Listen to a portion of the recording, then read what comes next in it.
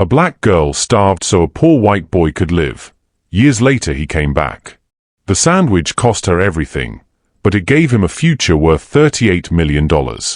Grace, 10 years old and black, saw the dying white boy through the fence. Her family survived on food stamps, but she gave him her only lunch anyway, every day for 7 months. No one told her to. No one rewarded her. She just did it. When social services took him away, Ethan made an impossible promise: "I'll come back when I'm rich, and I'll marry you." Grace laughed through tears, then tore her purple ribbon in half, tying one piece around his wrist. 20 years vanished. Ethan became a tech entrepreneur, spent 4 years hunting for her, bought entire neighborhoods, hired private investigators, burned through hundreds of thousands of dollars, found nothing. Tonight, he'd walk into a contentious town hall meeting about his company's development plans. Grace would be there, leading the opposition, a faded purple ribbon still tucked in her bag. Neither knew they were seconds from collision. Neither knew the starving boy and the generous girl were about to become the millionaire developer and the community organizer, standing on opposite sides of a battle that would force them to choose between revenge and redemption. Before we dive deep into this jaw-dropping story, quick pause. Drop a comment below and let me know where in the world you're watching from today. I love seeing our global Curious Chronicles family light up the map. If this story moved you, hit like, share it with someone, and subscribe for more. Turn on notifications so you'll be the first to know when I drop another unforgettable story like this. So let's dive right into it. Ethan Walker woke at 5:45 a.m. in a penthouse that cost more than most families earned in a decade. Floor-to-ceiling windows framed the city skyline. Dawn broke pink and orange across the industrial district below. He didn't notice. He never did. The coffee maker hissed, some German brand, $4,000. He pressed a button and walked away before the cup filled. His walk-in closet held 30 suits, all custom, all identical. He grabbed one without looking. The apartment was silent. Always silent. No artwork on the walls, no photographs, no trace that anyone actually lived here. It looked like a showroom. Felt like a prison. His phone buzzed. His business partner, Marcus. Thompson acquisition finalized. $15 million cleared. Congratulations. Ethan typed back, "Good. $15 million. He felt nothing. He walked to his home office, unlocked the bottom desk drawer. Inside sat a small glass case containing half of a faded purple ribbon, its edges frayed despite 2 decades of careful preservation. This was the only thing that mattered. He touched the glass gently. 20 years old. The fabric was deteriorating despite his best efforts. Every morning he looked at it. Every morning the same thought. Where are you, Grace? The acquisition meeting was predictable. Congratulations. Handshakes. Champagne toasts for another successful quarter. Ethan smiled, said the right things, played the part perfectly. Inside, nothing. Marcus cornered him afterward. "You okay, man? You seem hollow." "I'm fine." "You've been saying that for 4 years. Ever since you started buying properties in that specific neighborhood." Marcus leaned in. "Why there? The ROI is years away. It doesn't make financial sense." Ethan said nothing. "This is about her, isn't it? The girl you're looking for." Ethan's jaw clenched.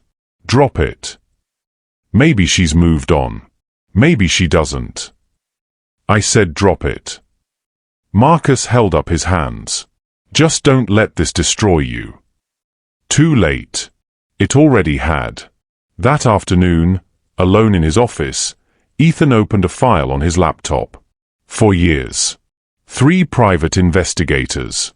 Facial recognition software. Hundreds of thousands of dollars spent. Nothing. The last report read, Subject Grace Williams. Name too common. Family relocated multiple times post-2008 economic crisis. No forwarding addresses. No social media presence.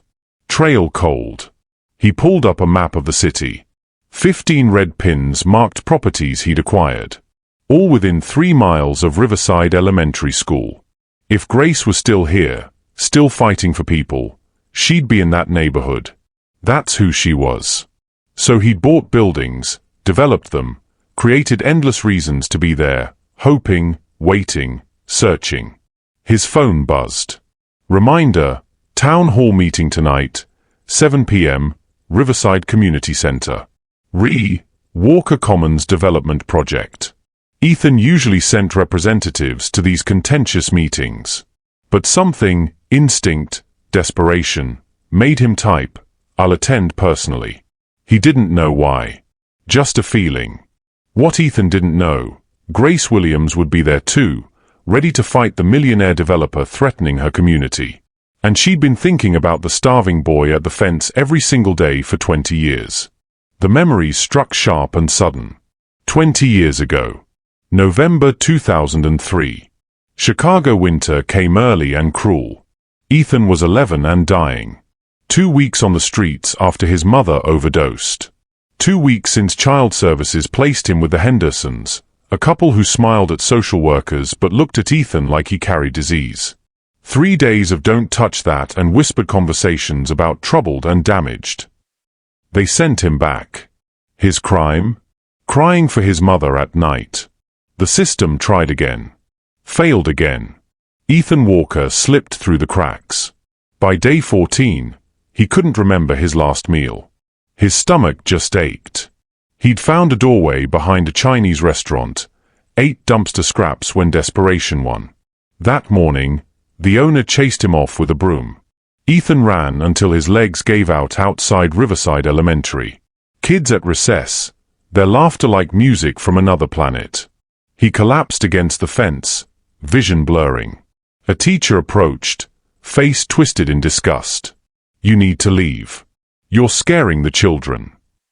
Ethan tried to stand. His legs buckled. "If you're not gone in 5 minutes, I'm calling police." She walked away. Ethan lay there, wondering if this was how it ended. 11 and forgotten. That's when he saw her. A black girl with braided hair tied with a purple ribbon, maybe 10, standing on the other side of the fence. Their eyes met. She didn't look disgusted. She looked heartbroken. Grace Williams lived 4 blocks away in Section 8 housing. Her mother cleaned hospital rooms nights. Her father worked construction when there was work. Mama Ruth raised Grace while her parents worked themselves to shadows. They survived on food stamps, church donations, and Mama Ruth's faith that God don't make nobody he can't feed. Breakfast was oatmeal. Lunch was school cafeteria. Dinner was rice, beans, and prayers. They never went hungry, barely, but never felt full. That day, Grace opened her lunchbox. 1 peanut butter sandwich. 1 bruised apple. 1 small bag of chips. Her whole lunch. The only food until dinner. Her friend Jasmine grabbed her arm.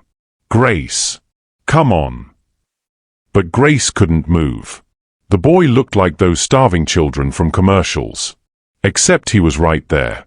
"He's been here for days," Jasmine said. "Mrs. Patterson says he's dangerous." "He doesn't look dangerous," Grace whispered. "He looks like he's dying." "Not our problem. He's a kid. Like us." Grace walked to the fence. Up close, the boy looked worse. Hollow cheeks. Cracked, bleeding lips. Unfocused eyes. Torn clothes. Shaking. "Hi," she said softly, kneeling. "I'm Grace." The boy tried to speak. Nothing came out except a rasp. Grace's heart shattered. Mama Ruth's voice echoed, "When you see somebody hurting and you got something to give, you give it. Don't matter if it's your last." Grace pushed her lunchbox through the fence. "Take it. You need it more than me." The boy stared like it might disappear. "It's okay," Grace whispered. "It's for you." His hand shot out, grabbed the sandwich.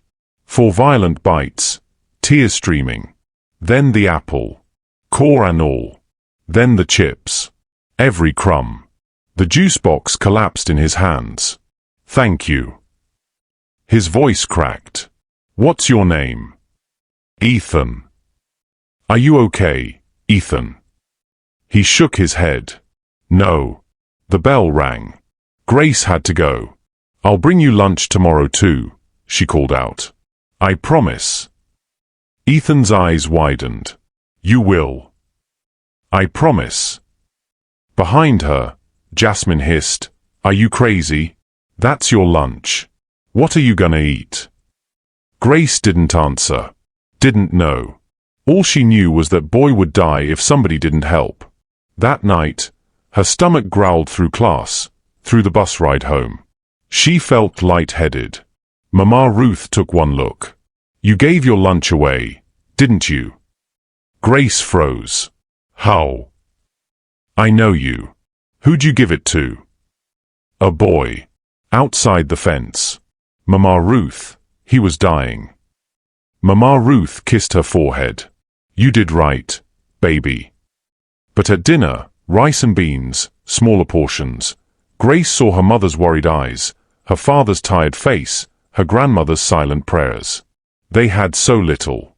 Tomorrow, she'd give it away again. The question burned as she lay in bed, stomach aching. How long could she keep this up? How long before she collapsed too? But when she closed her eyes, all she saw was Ethan's face. Those grateful, desperate, dying eyes. She'd made a promise. And Grace Williams didn't break promises, even if it killed her. Marcus Chen stood in Ethan's office, staring at the wall-sized map. 15 red pins, each marking a property acquisition, each connected by red string forming a geometric pattern radiating from Riverside Elementary School. This is insane, Marcus said quietly. Ethan didn't look up from his laptop. Walker Commons is moving forward on schedule. Don't bullshit me. Marcus stepped closer. I've been your partner for 6 years. I know every deal. And this. He gestured at the map. This isn't business. This is obsession. Ethan's fingers stopped typing. For years, Marcus continued. $52 million in a neighborhood that won't see ROI for a decade. Apartment buildings, corner stores, a laundromat, an abandoned church, properties that make zero financial sense. Our board is asking questions I can't answer. Tell them it's long-term community development. They're not idiots, Ethan. Neither am I. Marcus pulled out his phone. I hired an analyst. Had her map every property you've approved in 4 years. Want to know what she found? Ethan's jaw clenched. Every acquisition forms a search grid. Marcus threw his phone on the desk. 3-mile radius from that elementary school. Each property positioned to maximize foot traffic monitoring and community engagement. You're not building a development. You're building a net. Ethan looked up. His eyes were hollow. Are you done? Who is she, Ethan? This Grace Williams you've been hunting like she's the last person on earth. Someone who saved my life. People get saved all the time. They don't spend $50 million. She gave me her last meal every day for 7 months. Ethan's voice cracked. He stood abruptly. Every single day. While I was dying on the streets, she went hungry so I could eat. Her family had nothing, less than nothing, and they gave me everything. Marcus stared. So this is guilt. This is a debt. Ethan, you don't owe.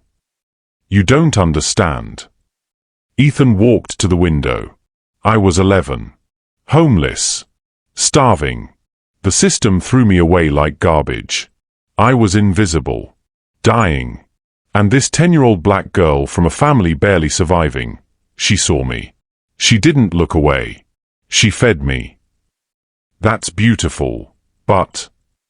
And I never even said goodbye. Ethan's voice dropped.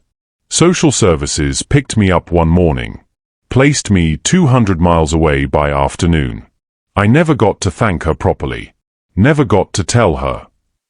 He touched his chest where the purple ribbon once wrapped around his wrist. I made her a promise, Marcus. What promise? That I'd come back. That when I became successful, I'd find her. Marcus waited. You know there's a chance she doesn't remember you, or doesn't care. 20 years is a long time. She kept her half of the ribbon. You don't know that. I know. Ethan turned. His eyes were fierce, almost manic. 3 investigators came back empty. Trail cold. Family relocated. No forwarding address. But I know she's here. I can feel it. That's not how reality works. Then why do I dream about her every night? Ethan's voice rose. Why do I see her face every morning when I look at that ribbon? Why does every success feel empty if I can't share it with the one person who believed a dying homeless boy deserved to live? Silence except for the vacuum. Marcus exhaled. The town hall meeting tonight. That's what this is about, isn't it? Walker Commons. The community is furious. You're expecting her to show up. Ethan said nothing. Ethan, there'll be 200 people. Activists. Organizers. People who hate everything you represent. You really think she'll be there? Ethan's voice was certain. If Grace Williams is still in this city, still fighting for people the way she fought for me, she'll be at that meeting. She won't let a developer tear apart her neighborhood without a fight. And if she's not? Ethan looked at his partner with eyes that had made peace with destruction. Then I'll buy the next block. And the next. Until I've covered every square inch of this city if that's what it takes. That's not a business strategy. That's scorched earth. I don't care. Marcus grabbed his coat. You're going to lose everything.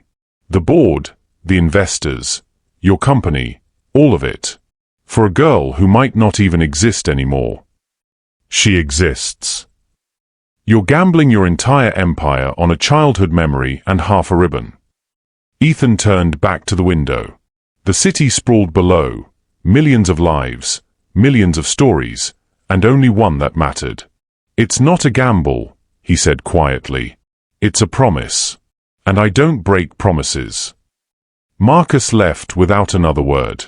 Alone, Ethan pulled the glass case from his drawer. The purple ribbon looked faded in afternoon light. He pressed it against his chest, closed his eyes. I'm coming, Grace, he whispered. Tonight. If you're out there, I'm coming. His phone buzzed. Community leaders confirmed for tonight. Full house expected. Security recommends you reconsider attending. Protest likely. Ethan typed back, I'll be there. 7 p.m. sharp. He had no idea that 4 miles away, Grace Williams was staring at her own half of a purple ribbon, preparing for the fight of her life. She had no idea the developer she planned to destroy was the boy she'd saved. Neither knew they were about to collide. And when they did, everything would burn. 3 weeks into feeding Ethan, Grace collapsed during gym class. The gymnasium floor rushed up. She woke in the nurse's office with a juice box at her lips and Mama Ruth's worried face above her. Low blood sugar, the nurse said. When's the last time she ate a full meal? Mama Ruth's silence was answer enough. That night, Angela sat at their kitchen table with bills spread like tarot cards predicting disaster. Electric, past due. Rent, due in 5 days. Groceries, ration to rice, beans, and government cheese. Baby, we need to talk about this boy, Angela said softly. Grace's heart dropped. Mama. Every day you give him your lunch. Every day you come home dizzy and weak. You think I don't notice. Angela's voice cracked. You're starving yourself, Grace. He'll die if I don't feed him. And what happens when you die? Angela grabbed Grace's hand. You're 10 years old. You're supposed to be playing, learning, growing, not choosing between your life and a stranger's. He's not a stranger anymore. Grace's eyes filled with tears. His name is Ethan. He's 11. His mama died. Nobody wants him. The system threw him away like trash. If I don't help him, nobody will. Mama Ruth walked over slowly, placed a hand on Angela's shoulder. The girl's got your heart, Angela. Same heart that made you take in your sister's kids. Same heart that made you work double shifts even when your feet bleed. Mama, we can barely feed ourselves. I know, but we're still breathing, aren't we? That boy out there? He's got days. Maybe less. Angela covered her face. When she looked up, her eyes were red. So what do we do? We're already drowning. Grace spoke up, voice small but fierce. I'll eat less at dinner. Just a little less. Absolutely not, Angela said. Then I will, Mama Ruth declared. Old woman like me don't need much anyway. Mama Ruth. It's decided. The old woman's voice carried authority from surviving poverty, Jim Crow, and 40 Chicago winters. We're not the kind of people who watch children die when we got even a crumb to share. But crumbs weren't enough. December came with vengeance. Temperatures dropped to single digits. Snow fell in sheets. Ethan, still sleeping in doorways, developed a cough that sounded like breaking glass. Grace noticed immediately. You're sick. Ethan tried to smile through chattering teeth. I'm okay. You're not okay. You're burning up. She pressed her hand to his forehead through the fence. He was on fire. That night, Grace told her family. He needs medicine. Real medicine. Or he's going to die. Her brother, Marcus Jr., 14 and already tired, slammed his hand on the table. We can't afford medicine for ourselves. Rent is due in 2 days. So we pay rent and let that boy die. Grace shot back. He's not our responsibility. He's somebody's son. Grace was crying now. He's somebody's baby, dying alone in the cold, and we're the only people who care. The argument exploded. Marcus Jr. shouting about reality and survival. Grace screaming about humanity and compassion. Angela trying to keep peace while calculating impossible math. Mama Ruth ended it with 6 words, I'll pawn my wedding ring. The room went silent. Mama, no, Angela whispered. That's all you have left of Daddy. Your daddy would have done the same thing. Mama Ruth pulled the thin gold band from her finger, worn smooth by 60 years. I'll get it back when tax return comes. For now, this boy needs medicine more than I need a memory.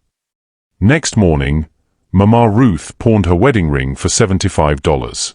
They bought antibiotics, cough syrup, fever reducers, and 1 winter coat from Goodwill, originally for Marcus Jr. Grace brought it all to the fence. Ethan stared at the coat like it had fallen from heaven. Put it on, Grace commanded. And take this medicine twice a day. Morning and night. Promise me. I can't. This is too much. Promise me, Ethan. He pulled on the coat. Too big, swallowing his skeletal frame, but warm. So warm. I promise. Grace pushed the medicine through. Their fingers touched briefly. His skin was ice. Thank you, he whispered. Why are you doing this? Grace smiled through tears. Because you deserve to live. And somebody needs to tell you that. What Grace didn't tell him. Her family now had $43 to last 8 days. What she didn't tell him. They'd be eating 1 meal a day to stretch the food. What she didn't tell him. The electric company had sent a final notice. Pay or disconnect. 3 days later, their power was shut off. They lived in darkness for 2 weeks. No heat except blankets and body warmth. No hot food except what Mama Ruth cooked on a camping stove borrowed from church. Angela came home from night shift to a freezing apartment and children huddled for warmth. Marcus Jr. got frostbite on 2 fingers. Grace's little sister Jasmine, only 6, developed an ear infection they couldn't afford to treat. But Ethan's cough cleared. His fever broke. He survived. At school, Grace's teacher pulled her aside. "Grace, is everything okay at home? You seem distracted. Tired." "Everything's fine, Mrs. Patterson. You're a good student. But lately your grades are slipping. And you fell asleep during reading today." "I'm sorry. I'll do better." Mrs. Patterson studied her with concerned eyes. "Are you eating enough?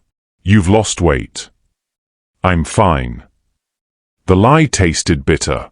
That afternoon, Ethan noticed too. "You look sick, Grace." "I'm not sick."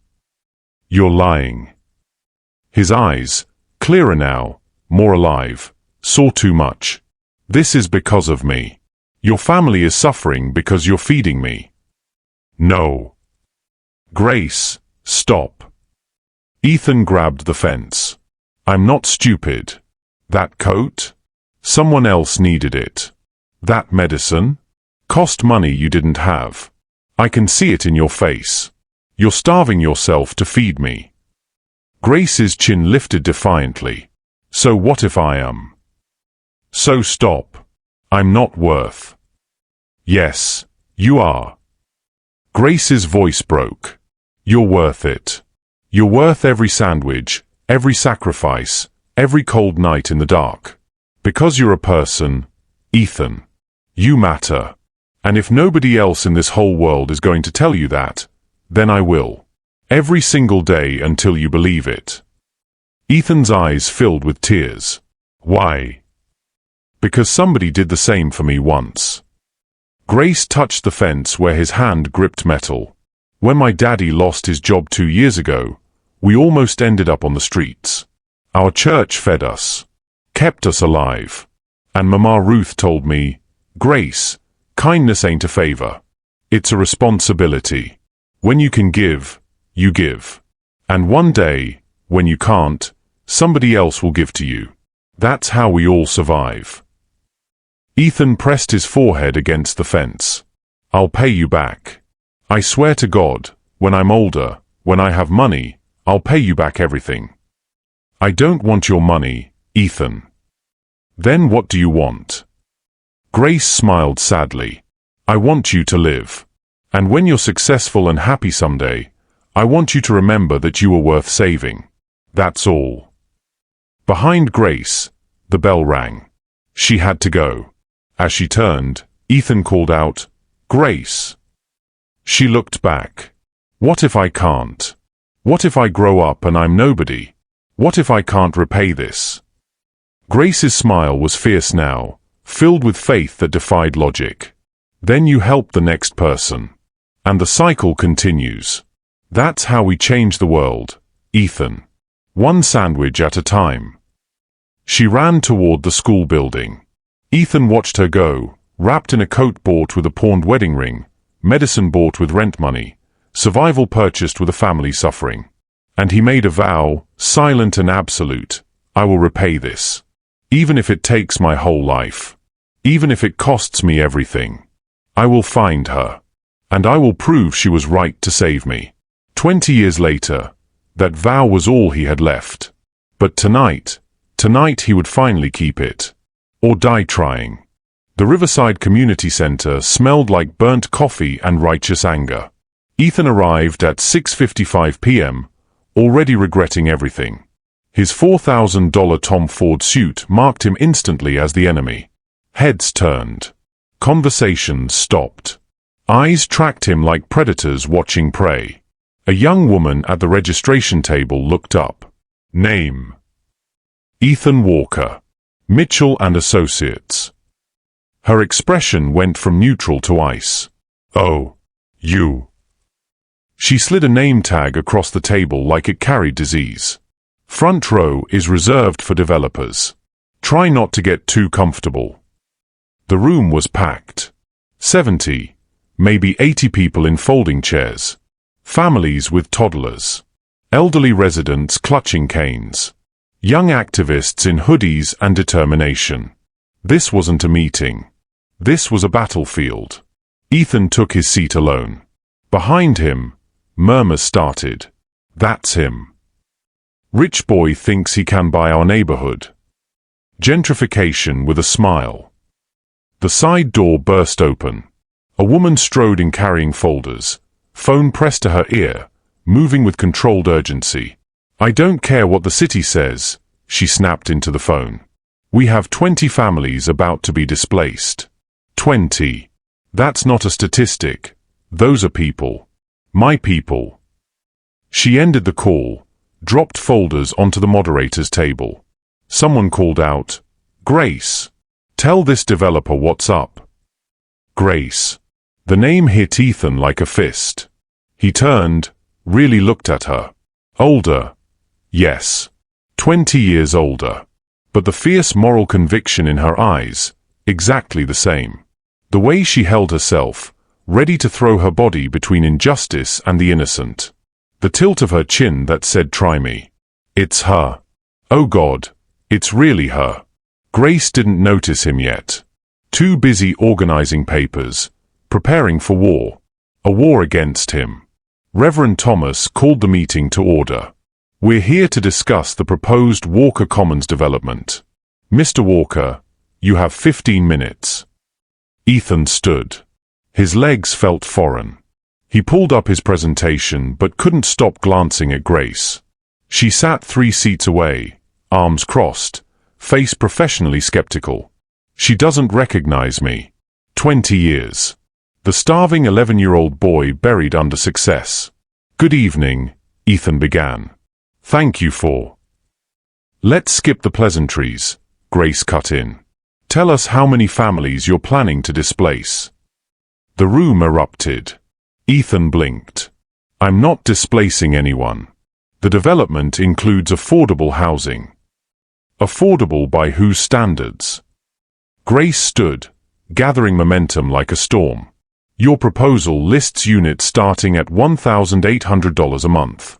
You know what affordable means in this neighborhood? 600. Maybe 7. You're building luxury apartments and calling them affordable to clear your conscience. The economics require. The economics require profit. Grace stepped closer, jabbing her finger toward his projection. You bought 15 properties in 4 years. Systematically. Like you were planning this from the beginning. And now you want to tear down the fabric of this community and replace it with coffee shops and yoga studios that none of us can afford. Ethan's prepared speech dissolved. That's not what this is. Then what is it? Grace's eyes blazed. Enlighten us, Mr. Walker. Why this neighborhood? Why here? Why now? Because you're here. Because I've been searching for you for 4 years. Because every property I bought was a prayer that I'd find you. He couldn't say that. Because this community deserves investment. Deserves resources. We deserve to stay in our homes. An elderly woman stood, voice shaking. I've lived on Riverside Avenue for 43 years. Raised my children there. Buried my husband from that church you want to demolish. And now some millionaire tells me I deserve to be pushed out for progress. The room exploded. Everyone talking at once. Shouting. Accusing. Grace raised her hand. Silence fell instantly. She commanded this room like a general. Mr. Walker, she said, voice deadly calm. Let me tell you what I know about men like you. You see neighborhoods like ours as opportunities. Empty spaces on a map waiting to be filled with your vision of what we should be. You don't see the networks of support. The grandmother who watches 6 kids after school so parents can work. The corner store owner who extends credit when the paycheck doesn't stretch. The church that feeds 40 families every Sunday. She took another step closer. 6 feet apart now. You don't see us as people. You see us as problems to solve with money. And when we resist, when we fight back, you paint us as obstacles to progress. As if poverty is our fault. As if we deserve to be erased because we're not profitable enough for your spreadsheets. Ethan's hands clenched. Every word she spoke was both right and completely wrong. You don't know anything about me. I know your type. You don't. His voice rose. You don't know where I came from. What I've survived. What this neighborhood means to. Then tell us. Grace's voice cracked like a whip. Tell us why we should trust you. Give us one reason to believe you're different from every other developer who's promised to help us while paving over our lives. The room held its breath. Ethan reached into his jacket. His fingers found the small glass case. The purple ribbon inside was barely visible, faded to almost white after 20 years. He could show her. Right now. End this. Make her see. But what if she didn't remember? What if 20 years had erased him from her memory? What if the girl who saved him was gone, replaced by this fierce woman who saw him as everything she'd spent her life fighting? His hand stayed in his pocket. I'm trying to honor a promise, he said quietly, to someone who saved my life. Someone who taught me that people matter more than profit. That kindness is, his voice broke. That kindness is the only thing that matters. Grace's expression didn't change. Pretty words, Mr. Walker. But I've heard pretty words before. They don't keep families housed. She turned to the room. This development cannot move forward as proposed. We'll fight it through every legal channel. We'll organize, protest, and make sure our voices are heard. This is our home, and we're not leaving. The room erupted in applause. Ethan stood frozen, watching Grace receive embraces, handshakes, affirmations. She was glowing with purpose, with righteous anger, with the same fierce compassion that had made her push a sandwich through a fence 20 years ago. She was fighting him. The boy she'd saved was now the villain in her story. The meeting ended. People filed out. Grace gathered her folders, phone already at her ear, planning the next battle. Ethan approached slowly. Ms. Williams. She glanced up barely. Mr. Walker, if you're here to negotiate. I just wanted to ask. His throat closed. Have we met before? Grace looked at him fully for the first time. Really looked. Her eyes scanned his face, searching for recognition, finding nothing. No, she said simply. I'd remember. The words cut deeper than any knife. Right, Ethan whispered. Of course. Grace's phone rang. She answered without another glance, walking away while discussing protest strategies. Ethan stood alone in the emptying community center, hand still gripping the glass case in his pocket. 20 years. 4 years searching. $50 million. And she didn't remember him at all. February 2004. 7 months after Grace first pushed her sandwich through the fence. 7 months of daily miracles that kept Ethan Walker alive. Grace arrived that morning to find Ethan already there, but something was wrong. His eyes were red. The donated coat was buttoned all the way up despite mild weather. He clutched the fence like it was the only thing keeping him upright. Ethan. Grace's heart dropped. What's wrong? They found me. His voice was hollow. Child services. They're coming back. Grace's lunch bag slipped from her fingers. What? When? Today. This morning. A social worker saw me sleeping behind the library. They're placing me in emergency foster care. He looked at her with eyes that had learned too young that nothing good lasted. I'm leaving, Grace. They're taking me away. No. Grace grabbed the fence. No, you can't go. You're safe here. I'm feeding you. You're getting better. I'm homeless, Grace. That's illegal when you're a kid. They said I have to go or they'll put me in juvenile detention. Said I'm a danger to myself. Grace felt her world tilting. 7 months. 212 days of splitting her lunch, going hungry, watching this boy transform from dying ghost into something resembling alive. And now they were just taking him? Where are they sending you? Downstate. Some group home 3 hours from here. They said it's temporary. They always say that. Ethan's grip on the fence tightened until his knuckles went white. Grace, I don't want to go. This is the first place I felt safe. Because of you. Tears burned Grace's eyes. How long do we have? Ethan glanced over his shoulder.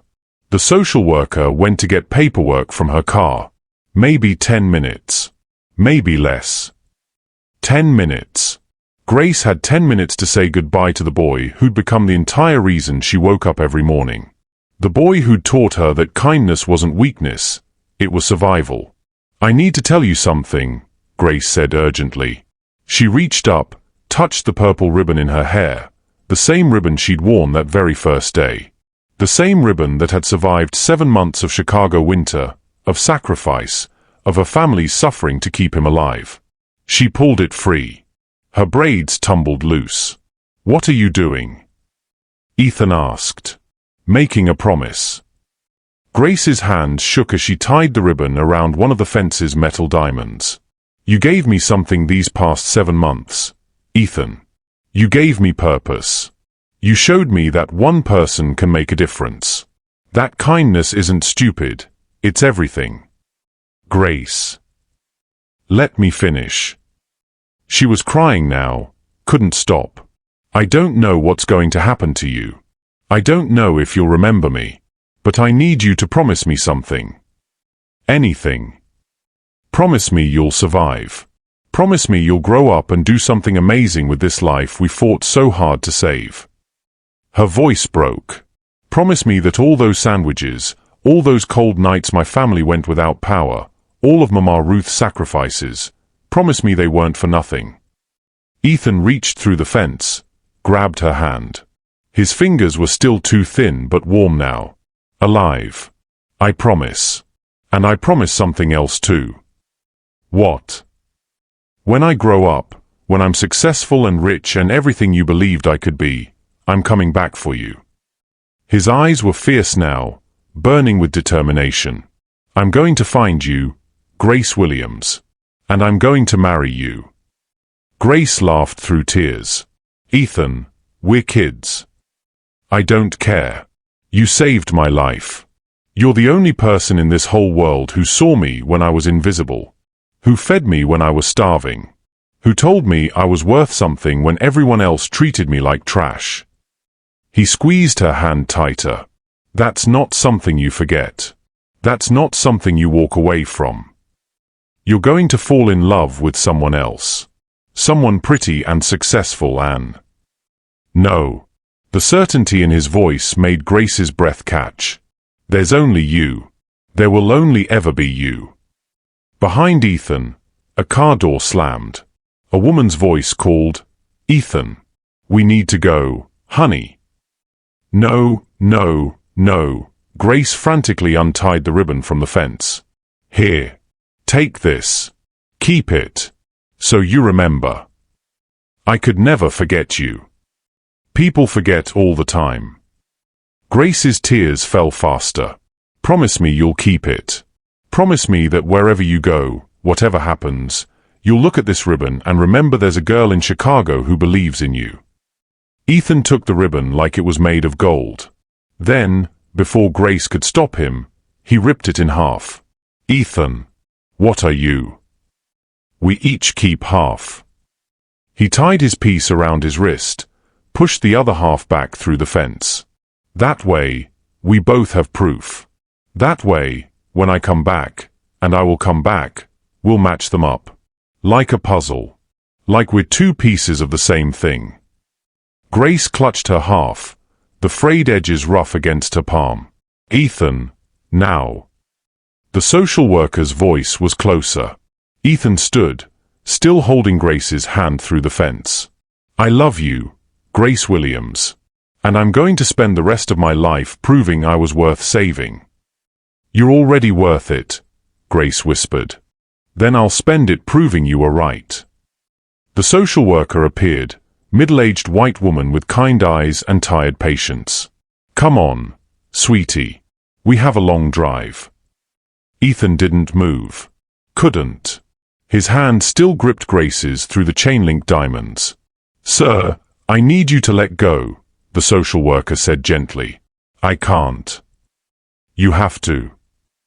"I'll find you," Ethan said to Grace, voice breaking. "I swear to God, Grace. I'll become rich and successful and everything you said I could be, and then I'll come back and marry you.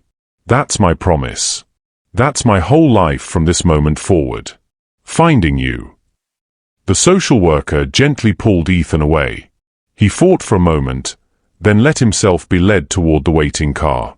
Grace pressed herself against the fence, watching him go. "I'll be here," she called out.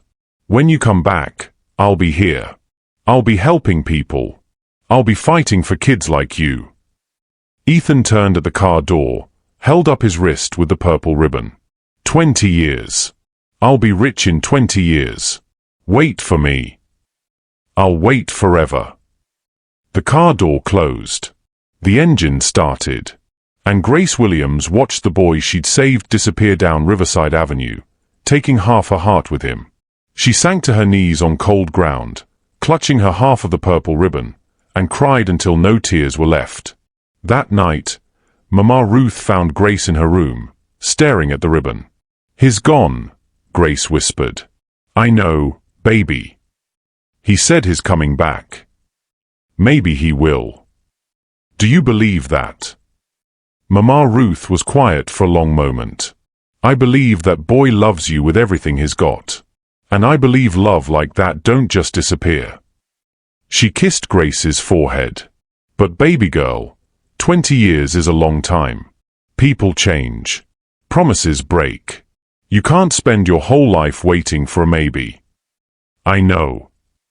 Grace tucked the ribbon into her jewelry box, the only safe place she had.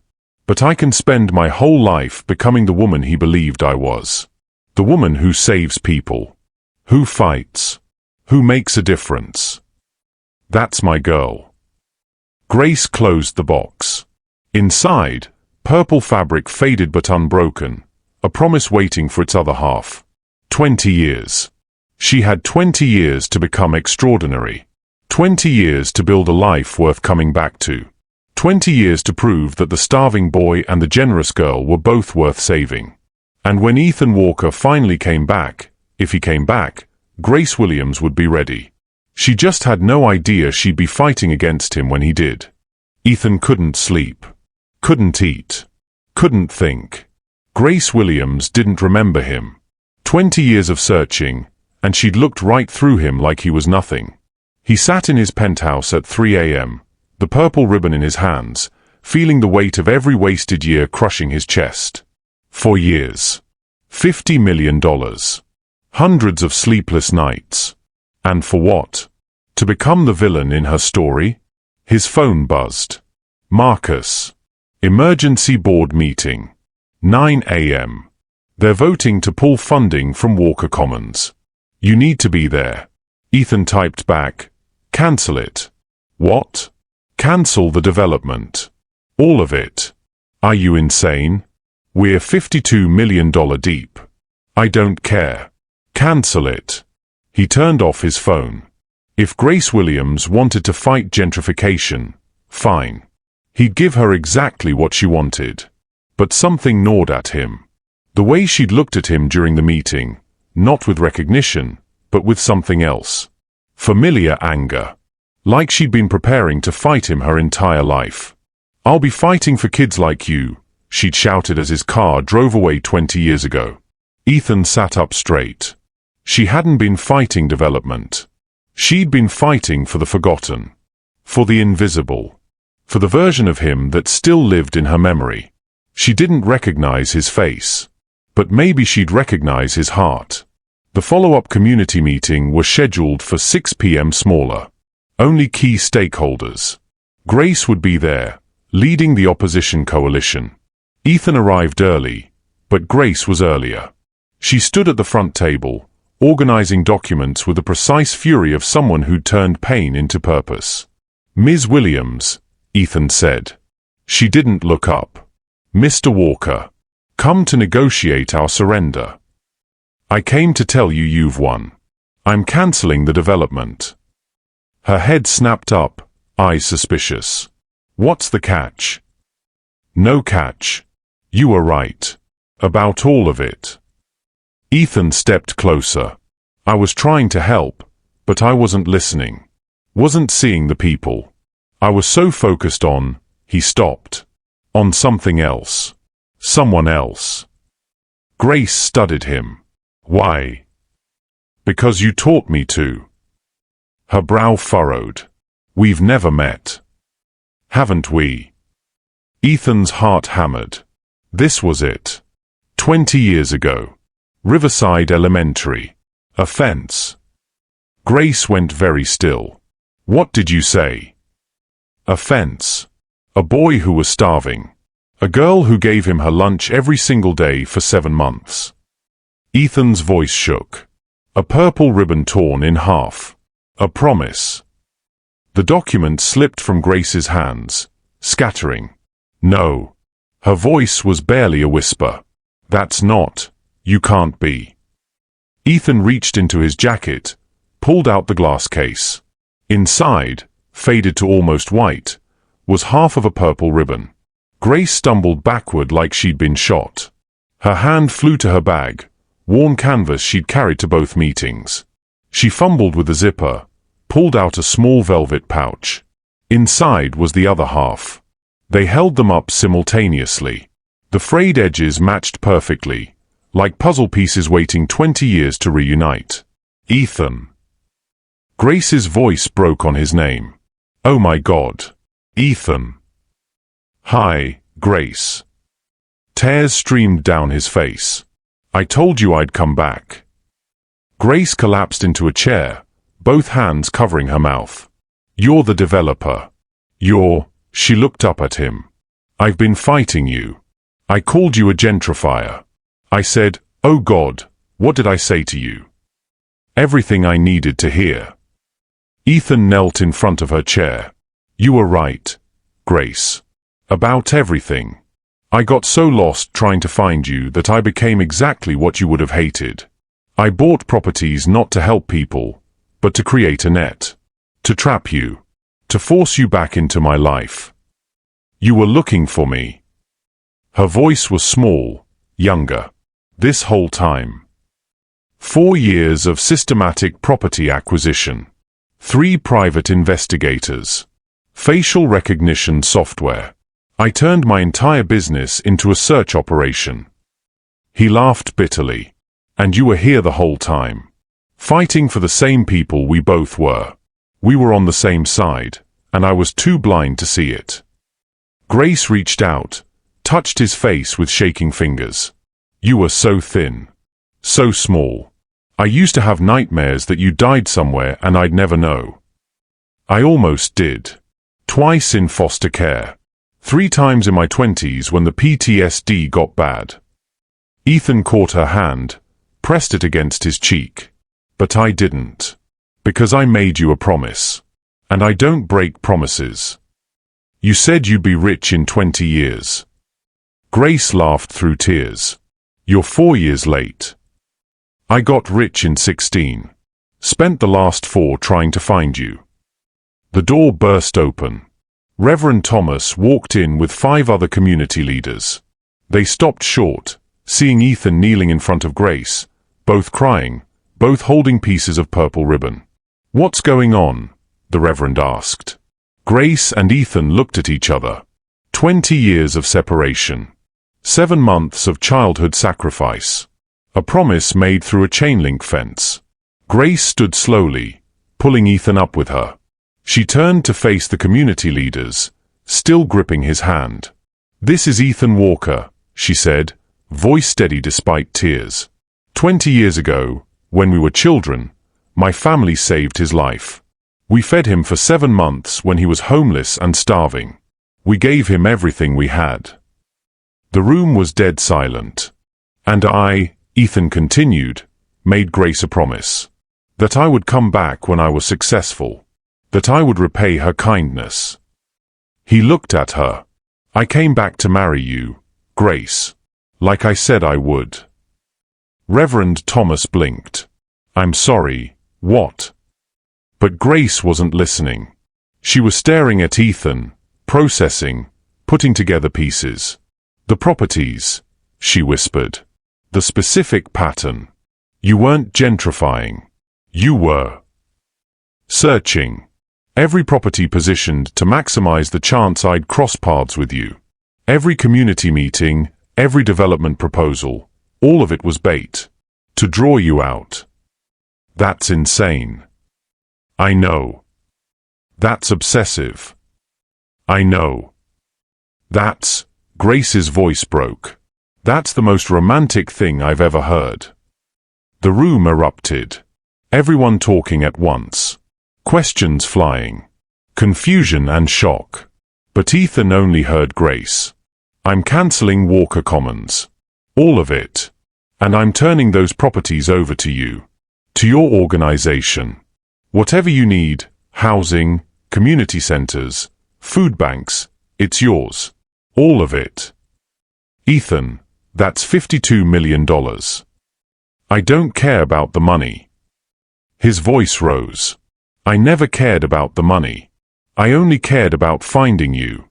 About proving I became the man you believed I could be. Grace's hand went to her chest. You did. You became. She looked around at stunned faces. Can everyone leave? Please? I need to talk to him alone. The community leaders filed out, whispering, glancing back. When the door closed, Grace turned to Ethan. They stood 3 feet apart. The distance felt like miles. I starved myself to feed you, Grace said quietly. Did you know that? Ethan's face went white. What? Every sandwich I gave you was my entire lunch. Every single day for 7 months, I went hungry so you could eat. Her eyes filled with tears. My family had nothing, Ethan. My mama worked 2 jobs. We lived on food stamps. The medicine we bought you. We lost power for 2 weeks because that was the electric money. The coat? My brother went without all winter. Ethan sank into a chair, head in his hands. I didn't know. God, Grace, I didn't know. I never told you. I didn't want you to feel guilty. I wanted you to feel worthy. She knelt in front of him. But I need you to understand something. My family almost didn't survive that winter. We almost lost everything to keep you alive. I'm so sorry. I'm not finished. Her voice was steel. We almost lost everything. But we didn't. Because kindness isn't a transaction, Ethan. It's not something you repay. It's something you pass forward. She held up her half of the ribbon. You want to honor that promise? You want to make that 11-year-old boy proud? Grace's eyes blazed. Then don't give me $52 million worth of property. Use it to save the next generation of kids like you. Build something that matters. Not for me. For them. Ethan looked at her, this woman who'd been a girl with a sandwich, who'd grown into a warrior with a cause, and felt something shift inside his chest. Together, he said. We build it together. Grace smiled through tears. Together. They stood, still holding their halves of the ribbon. 20 years. 7 months of childhood. A promise made and kept. Ethan moved first, closing the distance, pulling Grace into an embrace that felt like coming home after a lifetime of being lost. I kept my promise, he whispered. I know, she whispered back. I never doubted you. Outside, Marcus stood with Reverend Thomas. So let me get this straight, Marcus said. Your community organizer and my business partner were childhood friends. He's been secretly in love with her for 20 years. And he just donated $52 million to her cause. Reverend Thomas nodded. That about sums it up. That's either the most beautiful thing I've ever heard or the most elaborate midlife crisis in history. Probably both. Inside, Grace pulled back, looked up at Ethan. There's something else, she said quietly. Something I never told you. Ethan's heart clenched. What? Grace took a shaky breath. I'm sick, Ethan. I have been for 3 years. The doctors say, her voice cracked. They say I have maybe 2 years left. Maybe less. The world stopped spinning. What? Ethan's voice was barely human. Stage 3. Aggressive. Treatment isn't. She looked away. I've been fighting this the same way I fought for you. But I'm losing. And all I could think, every day for 3 years, was that I'd never see you again. That I saved your life and you'd never even know my name. Ethan pulled her close, like he could physically keep death away. No, he whispered fiercely. No. I didn't spend 20 years finding you just to lose you. We'll get the best doctors. The best treatment. Ethan. I'll spend every penny I have. I'll burn my entire empire to the ground if that's what it takes to save you the way you saved me. Grace smiled sadly against his chest. Some things money can't fix. Then we'll find what can. The purple ribbon pieces lay on the table, finally reunited after 2 decades. But the cruelest twist was just beginning. They sat in Grace's tiny apartment, a 1-bedroom walk-up with peeling paint and a clanking radiator. But it was filled with life, photos of families she'd helped, children's drawings, certificates from community organizations. This was what Grace had built. Not wealth. Impact. When were you diagnosed? Ethan asked. 3 years ago. Grace poured tea with shaking hands. Started with fatigue. Then weight loss. By the time they caught it, she set down the teapot. It had spread. What kind? Pancreatic. Stage 3 when they found it. Stage 4 now. Ethan's limited medical knowledge was enough. Pancreatic cancer. Stage 4. Those words didn't leave room for hope. Treatment options. I tried chemo. For 18 months. It nearly killed me faster than the cancer. Grace sat across from him. The doctors recommended I stop. Focus on quality of life for whatever time I have left. How long? 6 months. Maybe a year if I'm lucky. She said it calmly, like she'd made peace with her own execution. I've known for a while now. Ethan stood abruptly, paced like a caged animal. No. Absolutely not. I'll fly you to Mayo Clinic. Johns Hopkins. Germany. Switzerland. Experimental treatments. Ethan. I'll pay for everything. The best oncologists in the world. Clinical trials. Anything. Ethan, stop. Grace's voice cut through his spiral. I've already tried. I've consulted with 6 specialists. The cancer is too aggressive. Too advanced. Money can't fix this. He spun around. So you're just giving up? I'm accepting reality. That's not the Grace I knew. His voice rose. The Grace Williams the first knew fought for a dying homeless boy she didn't even know. She starved herself for 7 months to keep a stranger alive. And now you're telling me you won't fight for yourself. That was different. How? Because you had a chance. Grace stood, matching his intensity. You were 11 years old with malnutrition and pneumonia. Treatable things. Survivable things. This. She gestured at her own body like it was a betrayal. This is a death sentence. The only question is how much suffering I endure before I accept it. Ethan grabbed her shoulders. I don't accept it. I won't. You don't have a choice. Neither did you when you fed me. But you did it anyway. Tears streamed down his face. Grace, I spent 20 years searching for you. I found you. Finally. And now you're telling me I have 6 months? That's not fair. Life isn't fair, Ethan. You of all people should know that. He pulled her into an embrace, crushed her against his chest. She felt so small now. Had she always been this fragile? Or had the cancer already stolen the strength that once fed a dying boy? Tell me about them, Grace whispered. Tell me about my family. Do you remember them? Ethan pulled back slightly. Your family? You were there for 7 months.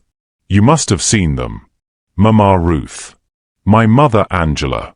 My brother Marcus Jr. My sister Jasmine. Her voice cracked. They're all gone now. Mama Ruth passed 6 years ago. My mother 4 years. Car accident.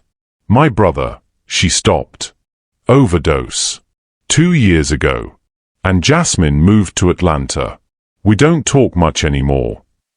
Grace, I'm so sorry. I need to know what happened to them. Ethan. I need to know if their sacrifice meant something. If keeping you alive cost them too much. She looked up with desperate eyes. Because I've spent 20 years wondering if I killed my family to save yours. The question hit like a freight train. He led Grace back to the couch, sat beside her, held her hands. What do you mean? Grace took a shaky breath. After you left, things got worse. Much worse. We'd already been struggling, but those 7 months, the money we spent on your medicine, the food we gave you, the power we lost, it destroyed us financially. Oh God. My father couldn't find steady work. My mother took a 3rd job cleaning offices at night. She'd come home at 2 a.m., sleep 4 hours, then head back out. She was exhausted all the time, driving on no sleep. Grace's voice went flat. That's how the accident happened. She fell asleep at the wheel. Hit a semi on I-90. Died instantly. Ethan felt like he was drowning. Grace. My brother blamed me. Said if I hadn't wasted our money on some random white boy, Mom wouldn't have needed that 3rd job. He was 14 when she died. Started using at 16. Heroin by 18. Dead at 28. She looked at Ethan with eyes that had carried this guilt for decades. Was he right? Did I kill them to save you? No. Ethan's voice was fierce. Absolutely not. Your mother's death was an accident. Your brother's addiction was, Grace, you can't blame yourself. Can't I? She pulled her hands away. I made a choice. Every day for 7 months, I chose you over my own family. I chose a stranger over the people who loved me. And they paid the price. They made that choice too. Your grandmother pawned her wedding ring. Your mother worked those jobs. They chose to help me. Because I asked them to.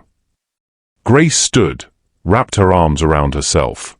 I was 10 years old and I guilt my family into sacrificing everything for a boy they didn't know. And it destroyed them. Ethan stood, grabbed her arms gently. Listen to me. Your family didn't help me because you guilt them. They helped because they were good people.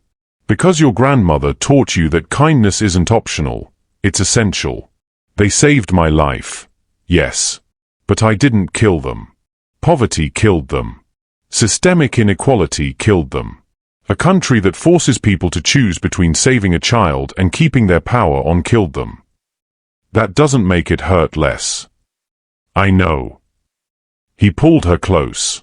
But it means their sacrifice wasn't wasted. Look what you've built, Grace. Look at the families you've helped. The children you've saved. The community you've protected.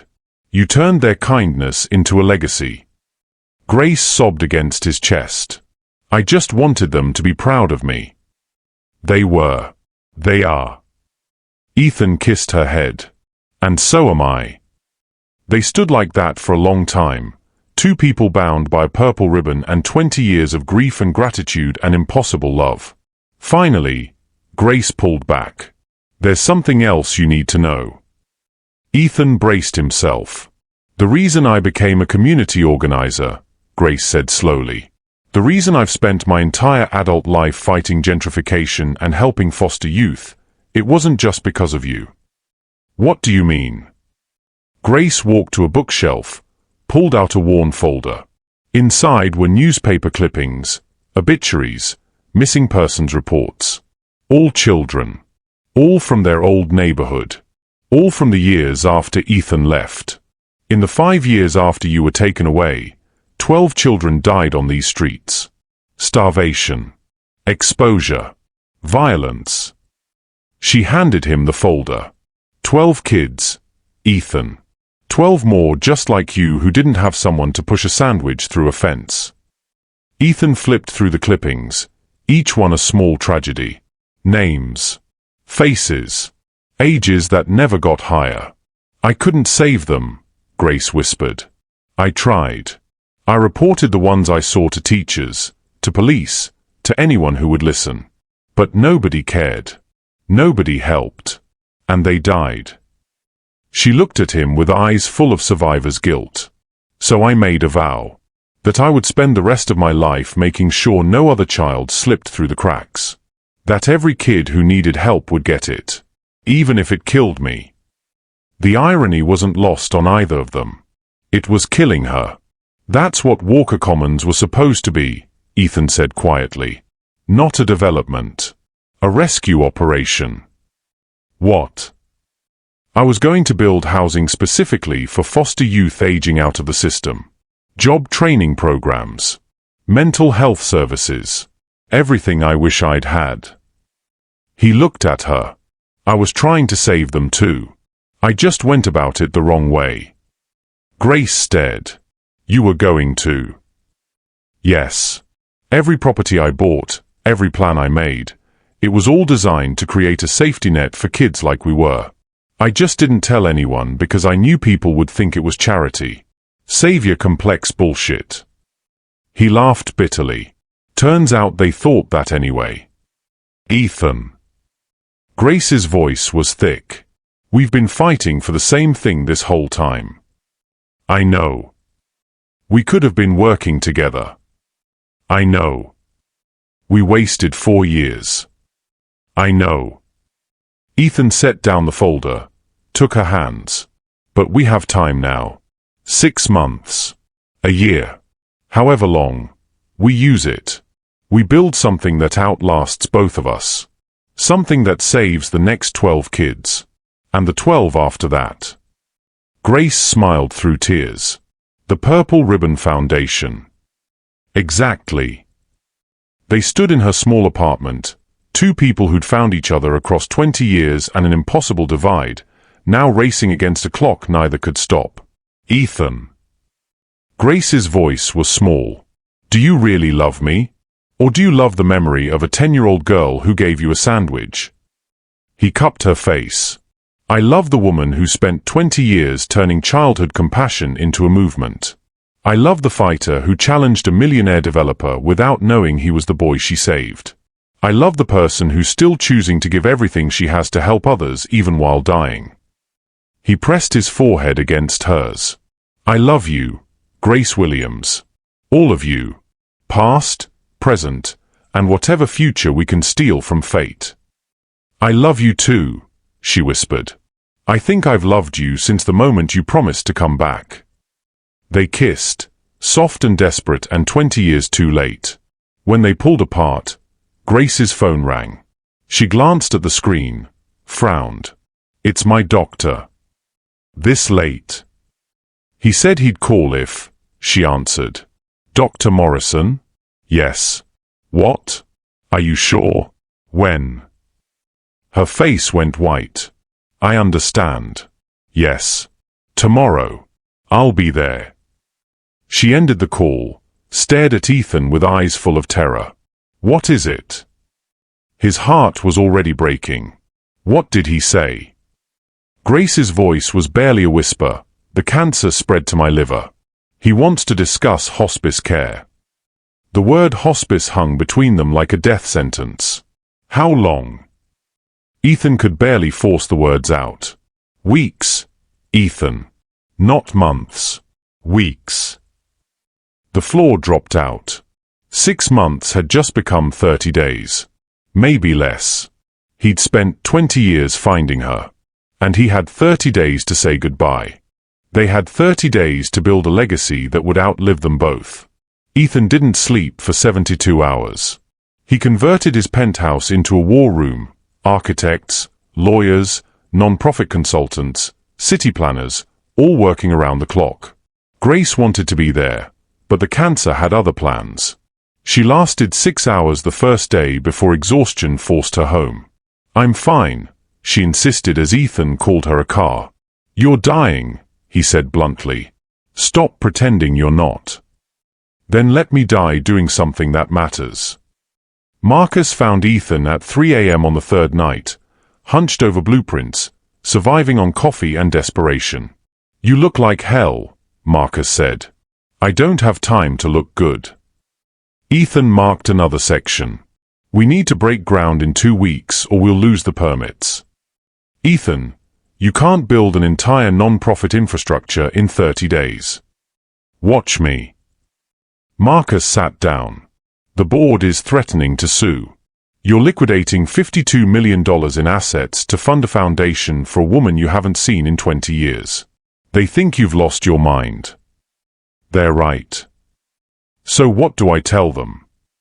Ethan looked up, eyes bloodshot but burning. "Tell them Isaiah Mitchell spent 5 years searching for Victoria Hayes and built a foundation in her honor. Tell them that story went viral and their company stock jumped 40%. Then tell them Ethan Walker is doing the exact same thing, except this time it's real. What if it doesn't work? Then I lose everything. But at least I'll lose it trying to save the people who matter." Marcus studied him. "You really love her. More than money. More than success. More than my own life." Ethan turned back to the blueprints. "Now help me or get out. I don't have time for doubt." Marcus rolled up his sleeves. "Where do we start?" They started with the properties. 15 buildings across 3 miles. Building 1. Emergency housing for foster youth aging out of the system. 40 units. Rent-free for 2 years while residents completed job training. Building 2. Mental health center. Free counseling. Trauma therapy. Support groups. Building 3. Education center. GED programs. College prep. Scholarships funded by Ethan's personal fortune. The rest, affordable housing for families below the poverty line. Rent capped at 30% of income. No credit checks. No barriers between desperation and dignity. Grace reviewed plans from her apartment, too weak to come to the office. Ethan brought them every evening, spread them across her coffee table like offerings. "This is too much," she said, voice thin. "You're bankrupting yourself. I'm investing in the only thing that ever mattered." "Ethan, do you know what I'm worth, Grace? $38 million. Do you know what that money bought me? Nothing. A penthouse that feels like a tomb. Suits I don't care about. Success that tastes like ash." He knelt beside her couch. "But this? Saving kids like we were? That's worth everything." Grace touched his face. "You're a good man." "No. I'm a man trying to repay an unpayable debt." "You don't owe me anything. I owe you my life." He kissed her palm. "Let me spend it saving others." The paperwork was a nightmare. Non-profit status. Tax exemptions. City permits. Zoning variances. Every day brought new obstacles. Grace made calls from her deathbed. She knew every city council member, every community leader, every person who owed her a favor from 20 years of advocacy. She burned through 2 decades of goodwill in 2 weeks. "You're calling in every favor you have," Ethan said. "What else am I going to use them for?" She coughed, a wet, rattling sound. "I'm dying, Ethan. Might as well die useful." By day 14, they had the permits. By day 18, they had contractors. By day 21, they broke ground. Grace insisted on being there. Ethan tried to stop her. "You can barely stand." "Then get me a chair." They brought her a wheelchair. She sat wrapped in blankets despite summer heat, watching bulldozers tear into earth. watching the foundation of something bigger than both of them take shape. The media showed up. The story was too good. Dying community organizer and repentant millionaire joining forces to save forgotten children. A reporter shoved a microphone in Grace's face. Ms. Williams, critics say this foundation is just gentrification with better PR. What do you say?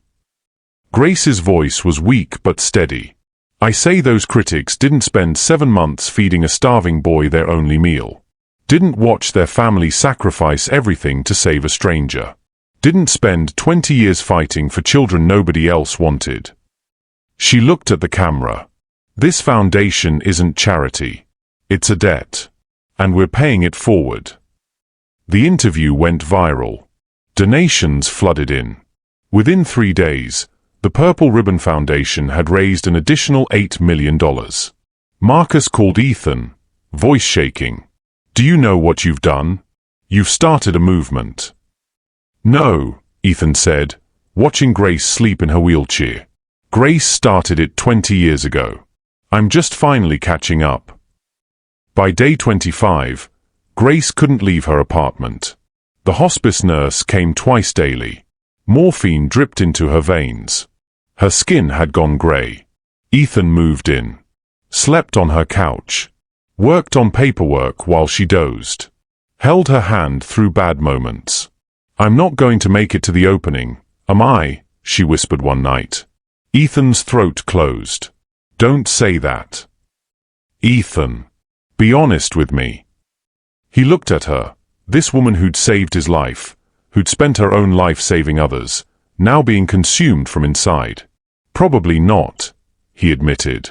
Grace smiled. That's okay. I don't need to see it. I just need to know it exists. It exists because of you. No. It exists because a 10-year-old girl saw a dying boy and decided he was worth saving. And that boy grew up and decided she was right. She squeezed his hand with what little strength remained. That's the legacy, Ethan. Not the buildings. Not the money. The belief that people are worth saving. On day 28, Grace slipped into a coma. The doctors said it could be hours or days. Ethan sat beside her bed, holding her hand, whispering everything he'd never said. I love you. I've loved you since I was 11 years old and you pushed a sandwich through a fence. I've loved you through 20 years of searching. I love you now. I'll love you when you're gone. And I'll love you through every child we save together. Her fingers twitched. For a moment, he thought she heard him. On day 29, her family arrived. Jasmine from Atlanta, looking older and harder. A few cousins. They gathered around her bed, said their goodbyes. Jasmine pulled Ethan aside. You're the boy. The one Grace starved herself for. Yes. She talked about you constantly. For years. We all thought she was crazy, holding on to some childhood fantasy. Jasmine's voice cracked. Turns out she was right. You did come back. I'm sorry it took so long. Me too. Jasmine looked at her sister, unconscious and dying. Take care of the foundation. Make it matter. I will. I promise. On day 30, at 4:47 a.m., Grace Williams took her last breath. Ethan felt it. The moment her hand went slack, the moment her breathing stopped, the moment the girl who'd saved his life finally let go.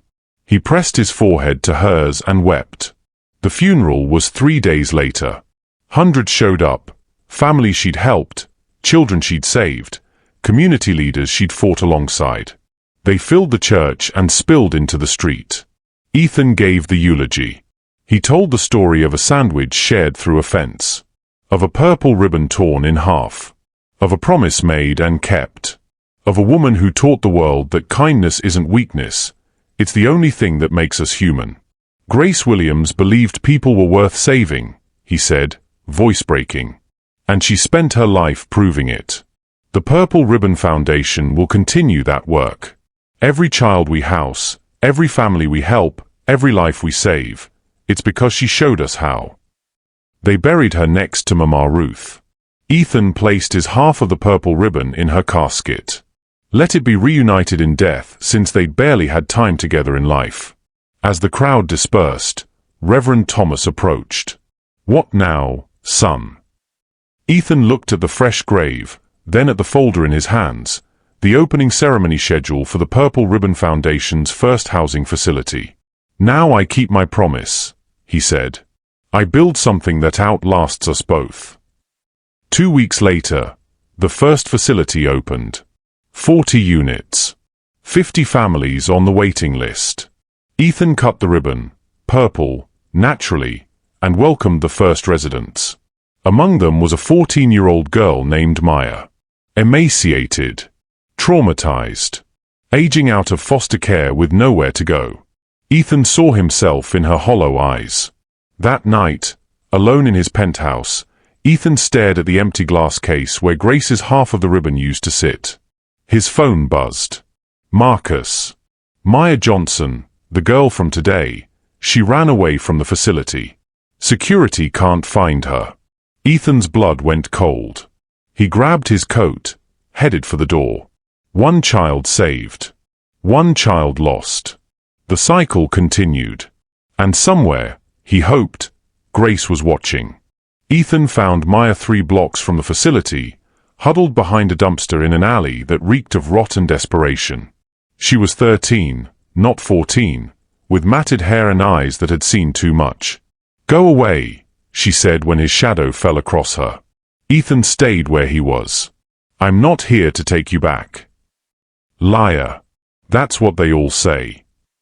My name is Ethan Walker. 23 years ago, I was you. Homeless. Starving. Hiding in alleys because it felt safer than trusting anyone. Maya looked up with sharp, suspicious eyes. "So what? You got rich and now you want to save me? Feel good about yourself." "No. I want to tell you a story." Ethan sat down on the ground, not caring about his suit touching garbage-slicked pavement. "About a girl who saved my life when I didn't deserve saving." Nobody saves anybody. That's bullshit adults say. Her name was Grace Williams. She was 10 years old. I was 11. And she gave me her lunch every single day for 7 months, even though her family was starving too.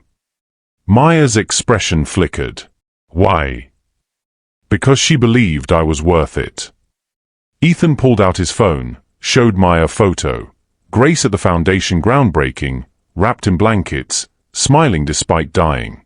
She spent her whole life saving kids like us. And 2 weeks ago, she died doing it. Something in Maya's face cracked. She's dead. Yes. Cancer. She was 30 years old. Ethan's voice broke. And her last words to me were, "Make sure the next ones don't slip through the cracks." Maya wiped her eyes angrily. "Why are you telling me this?" "Because you're running.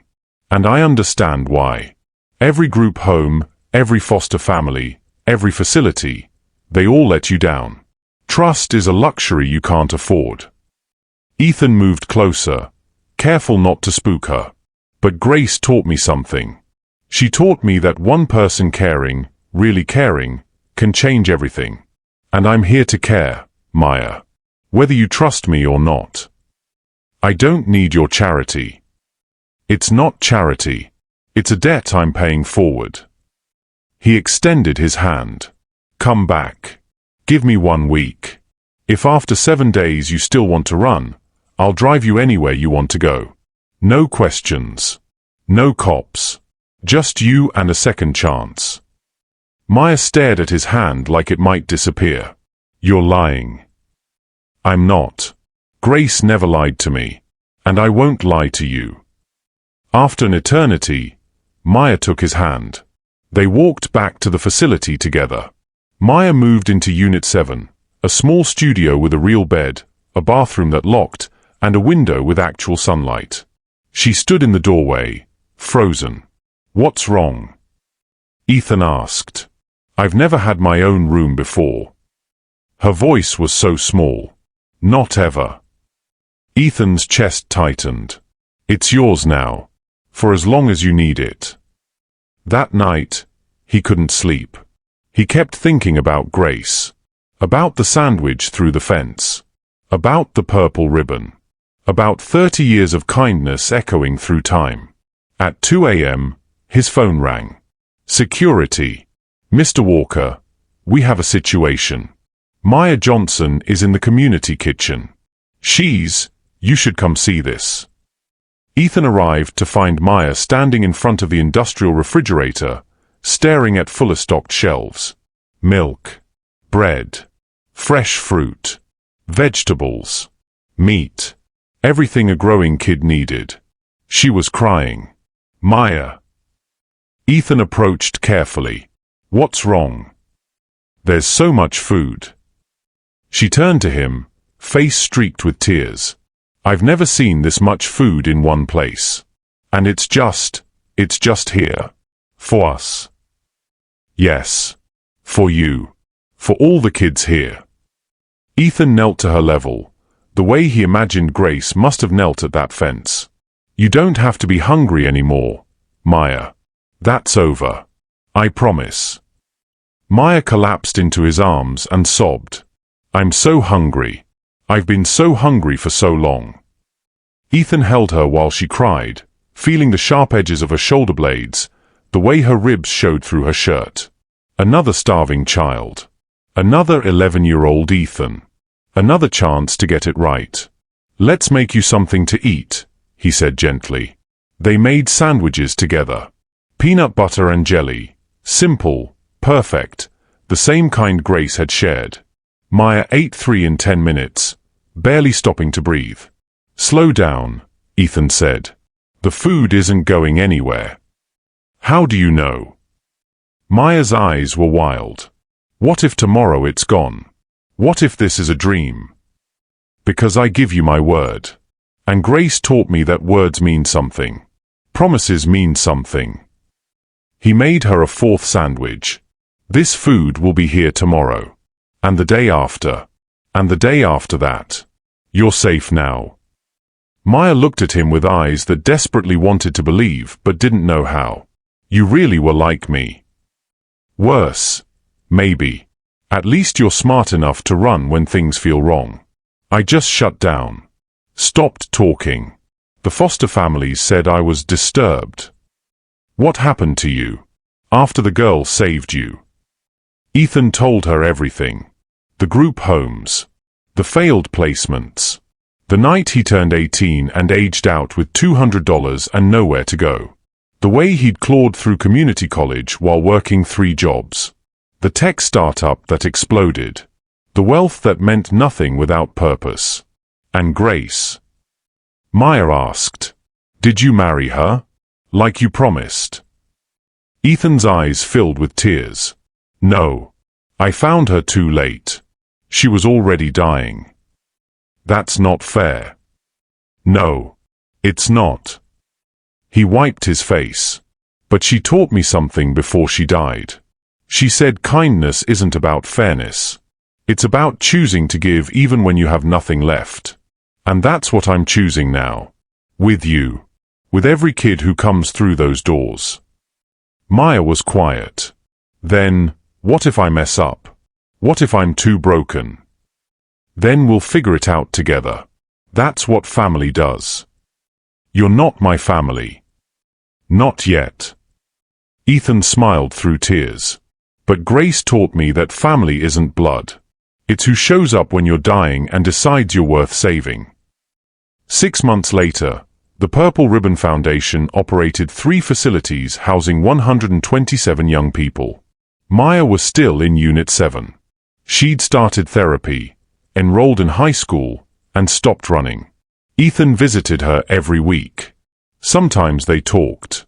Sometimes they just made sandwiches in comfortable silence. One evening, Maya asked, Why do you really do this? And don't give me the paying it forward speech. Ethan was quiet. Because Grace is dead. And I'm not. And every day I wake up knowing she starved herself to keep me alive, I have to make that mean something. I have to prove she was right. Was she? I don't know yet. Ask me when I've saved as many kids as she would have if she'd lived." Maya pulled something from her pocket, a piece of purple ribbon she'd found in the Foundation supply closet. What was so special about this ribbon anyway? Ethan took it, ran his thumb over the fabric. It was proof that a promise could last 20 years. That kindness echoes through time.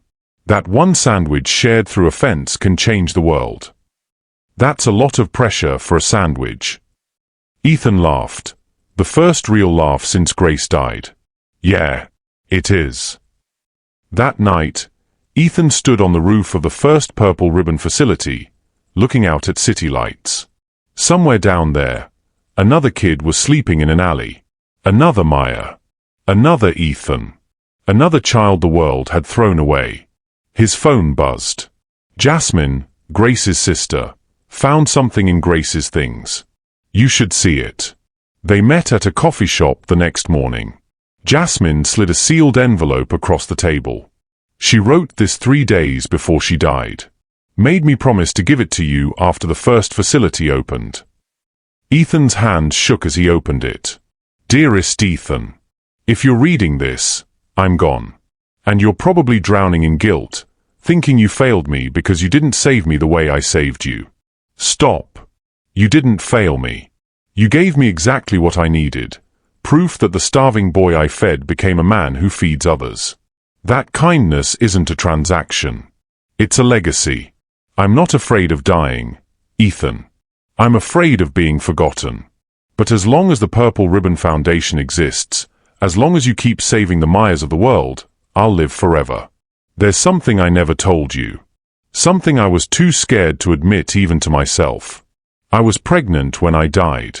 6 weeks. Too early to tell anyone. Too early to even be sure. But I knew. The same way I knew you were worth saving all those years ago. I didn't tell you because I didn't want you to fight harder to keep me alive.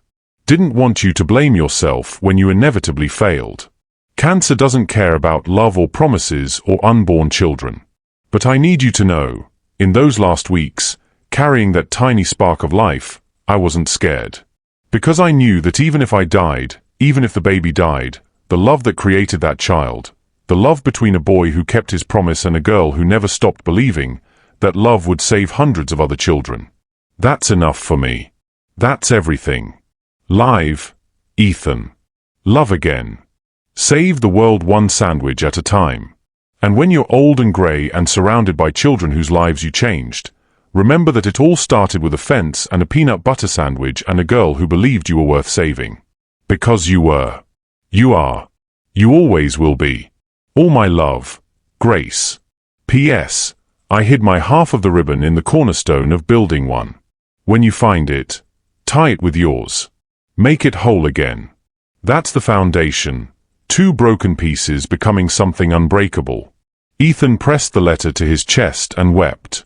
Grace had been pregnant. With his child. A child that would have been born this month if she'd lived. The cruelty threatened to drown him. But then he thought about Maya.